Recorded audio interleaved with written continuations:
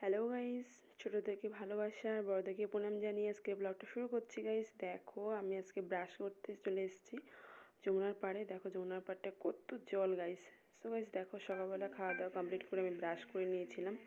তোমাদের বাড়ির পিছনে দেখো এরকম মাঠে ধান হয়েছে, সেই ধানের ভিডিওটা তোমার সঙ্গে শেয়ার করলাম। তারপর বিকেলে একটু শর্ট ভিডিও করার জন্য রেডি হয়ে নিয়েছিলাম, তাই একটু শর্ট ভিডিও করে নিলাম গাইস। তারপর কালকে বাড়ি চলে যাওয়ার পালা। সো দেখো সকালবেলা ভিডিও শেয়ার করতে পারিনি, আজকের দিনটা শেষ আর বাড়ি চলে যাওয়ার পালা গাইস। সো গাইস দেখো স্নান টান করা হয়ে গেছে, মুখে ক্রিমটি মেখে নিয়েছি, এখন খাওয়া দাওয়া করবো, তারপর বিকালে বাড়ি যাব।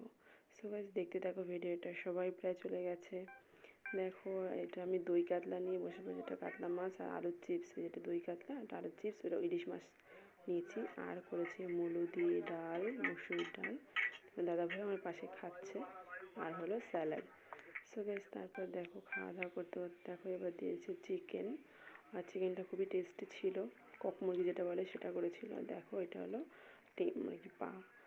সো গাইস দেখো খাওয়া দাওয়া করে তারপরে মাকে খেলছি তোমার সঙ্গে শেয়ার করলাম। এটার নিচে এটা হলো প্রসাদ, ওখানে না শুধু এরকম ধরনের মিষ্টি প্রসাদই পাওয়া যায়। কেদারনাথ বদ্রীনাথ সব ঘুরেছে, আর অযোধ্যায় রাম মন্দিরে গিয়েছিলো, এটা মালা এনেছে।